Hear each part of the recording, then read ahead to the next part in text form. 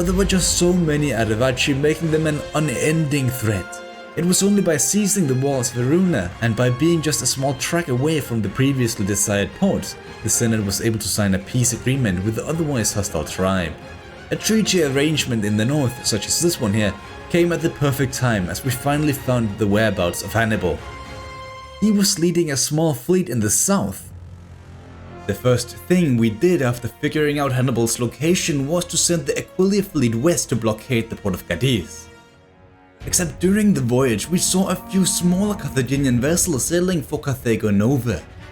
We immediately went in to engage the ships led by Hannibal Barca, the instigator of the Second Punic War, ordered his ship with 3 of our own, setting fire to all their supplies, and then left them to their own devices. This effectively stopped Hannibal from reaching Carthago Nova by sea, but unbeknown to us at the time, Hannibal managed to swim ashore and thus still reach his destination. Albeit being in a more exhausted state of mind than before, he would now focus on reinforcing this crucial port. With peace in the north, as well as reinforcements consisting of Legio Sabina and a pure logistics army on their way to Iberia, we began concentrating our numbers in the south. But of course we still had to wait as the reinforcements were quite far away. But with all the successes of the west, it had to be miserable somewhere else. And it was just that for Legio Gemina in Africa. After having scavenged and destroyed the Carthaginian countryside, the army eventually ran out of land to forage for supplies, which led to catastrophic losses. Lucius Longus ordered the army to march south, but by the time they crossed into another region with the necessary supplies, it was too late. This tragedy ruined the career of Lucius Longus, who would be banished from Rome. He would later go on to scheme against us after joining the courts of another powerful nation, a nation who would use this taint of a disaster to slowly spread the seed to our Italian subjects. This was only possible due to the likes of Scipio being all the way in Iberia fighting the local tribes, meaning Roman military power was restricted to Prima Italica and Legio Furia. Italy was quickly becoming less stable as this war prolonged, especially when you consider the fact that the Cornelii made plans to solve our political instability by assassinating the hateful Aemilian governors of Sicily, which to some extent did work by putting a more expansionist faction leader in charge. However, the Aemilian family still persisted and would still serve a crucial role in turning the Republic into an empire. Over in Iberia, Scipio and Fabius were making great progress. Instead of simply waiting around for the reinforcements, they decided to follow the original plan, which was to handle the last hostile tribes. Their advance was so immense that they, within a few days, made it to Catuba, the home of the Turdetani who previously marched north trying to stop our invasion. Taking such a crucial city meant that we had a strong barrier between our lushful lands in eastern Iberia and the barbaric western coast. But with friendly tribes such as the Lusitani living out there, it wasn't that big of a concern anyway. I mean, we had a common enemy in Carthage, which was why this war suddenly was going so well. Scipio now marched back east to link up with the imminently arriving Latin reinforcements. Fabius, on the other hand, went out to finish the mission in dealing with the last Carthaginian allies in Iberia, and even used his political power to bring one of the Mauritanian tribes into a consentful vassalization. That, on the other hand, wasn't so much the case for the Celtici, who ended up standing face to face with the men of Legio Vitris. This was a game changer in many ways, as the Celtici were the ones helping to guard Carthago Nova. With them pieced out of this war, defeating Hannibal Barca and his defenders was actually a real possibility. As soon as Scipio had reorganized his army, he and the many legions began the siege. For quite some time it seemed like Hannibal was gonna attempt to defend the city, just like Pyrrhus did at Taras in the past. Except right before the fleet arrived, Hannibal set sail, abandoning his men. This cowardly act meant that once the assault began, the defenders had no proper leader to stop our hardened siege towers. Scipio placed himself on this hilltop position from where he would command the events of the battlefield. He could even see the massive breach created in the walls by our ballistae on the other side, allowing the Hastati to march forward in their testudo formation. Roman units flooded over the walls on so many different places that the Carthaginians didn't have enough men to stop all the breaches, including their gates or even the port itself. Nowhere within the city was safe, and in the end, meant our 13,000 men razed the city to the ground. All because of one ambitious coward reignited this conflict.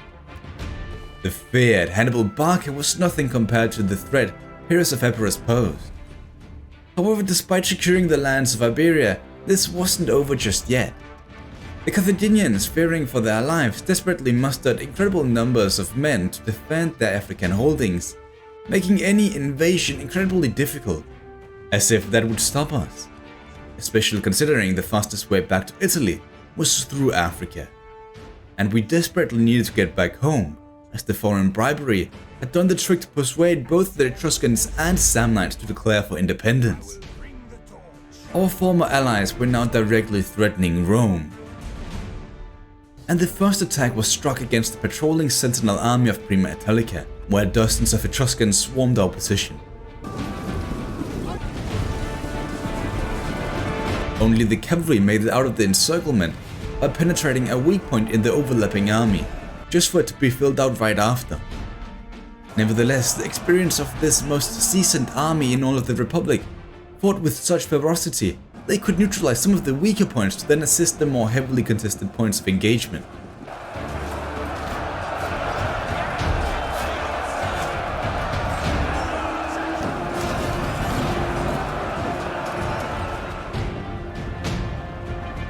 Despite surviving the first attack, Tarracina just to the south of Rome wasn't so fortunate. Neither was the case of Lilybaeum. In principle, the Etruscans concentrated all their forces around Rome and the all-important province of Campania that has served as a crucial supply of food since the early days of the Republic. In the meantime, most of the Samnite forces were either in Africa or as already experienced in Sicily. In case you haven't realized what this meant, we didn't have the time to use our superior wealth or military might to take down one force at a time, without letting the other grow too powerful. Despite the undesirable odds, we sent Legio Furia to deal with the Samnites, while Prima Italica had to save Rome, somehow. The Tiber River was in the way of us lifting the siege, and the nearest bridge was held by the Etruscans. All we really could do was take down the more isolated army of the south. And although this dealt with parts of the issue, the fact that Rome herself was under siege meant we were cut off from all our trade income. Another issue of ours that really should have been anticipated considering our past failure to invade Africa was the lack of forageable supplies on the march from Iole towards Carthage. The fleet that originally was intended to help out in the assault on Tingis in Mauritania was thus forced to escort the two armies along their extensive march towards the Phoenician capital. Back in Sicily, a Samnite army was just out of reach from us engaging them on their own, so hoping to lure them into attacking, we encamped nearby, not expecting they would wait for the second army to do so, and it was a tough one at that. It was an incredibly grindy battle from two directions, which meant that all our light infantry eventually had to flank around to miraculously destroy over 20 units in a single swoop, just to do the same against the other army, meaning we heroically defeated all of the Samnite armies located in Europa and took back Lilybaeum, albeit all of this being at the cost of many casualties. Legio Furia would now march back north to punish the Samnite lands of origin. Prima Italica, on the other hand, had constructed a minor bridge which they crossed to bring down the siege army, freeing up Rome for trade once more, saving our economy. Once again, our offensive could be at the center of attention, with us conquering Tingis, Ubon, as well as the Etruscan city of Tarquini. Our men were progressing in every front, and through the aid of the Veneti, the Etruscans had nowhere to run. The large city of Beneventum was under siege, and around the same time Carthage was too. And by the summer of 211 BC, Scipio led Legio Invicta and the other men into the largest siege of the century. From the south, the young general commanded his men to blast through their defenses, while siege towers pushed for the walls. So was the case from the western front, where additional towers were positioned for the reinforcing legions to use. All the way out east was the fleet, would land in behind the Carthaginian lines.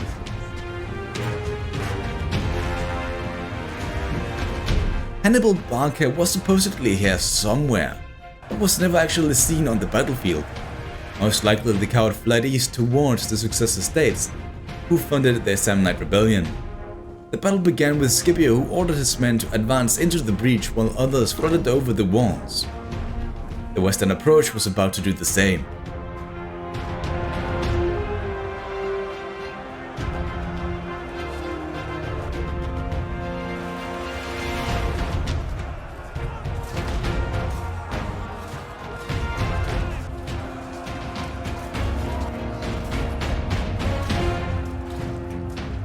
Upon entering the lower city, our marines rushed over to assist in the battle on the less fortified walls. Except on their way, they would be intercepted and locked into the street, with nowhere to run. But on the main approach, our numbers on the walls overwhelmed the Carthaginians, allowing us to get a foothold within the streets themselves too. These men additionally opened up the southern gate, allowing Scipio himself to enter the town. His cavalry contingents quickly took control of the town square, but the Phoenicians surrendered before that. The western assault had already succeeded courtesy of the marines who slipped out of their encirclement and thus managed to surround and defeat the last defenders of Carthage. With the city on fire and the remainder of the townsfolk being slaughtered after this bloody conflict, Scipio marched into the Bursa citadel and then later home, from where he would be celebrated in glorious triumph and given the nickname Scipio Africanus.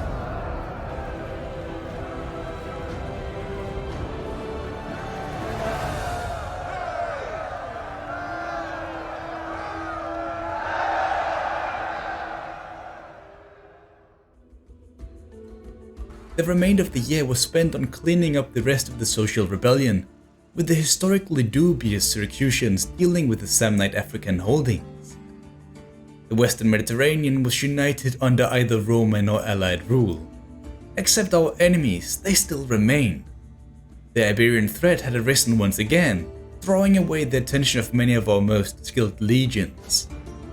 This also meant the legions who should be sent over to Greece and deal with the instigators of the social rebellion was left to Legio Furia and perhaps another army, if time would allow it. Justice just had to be served, and one thing was certain: it would be paid in blood.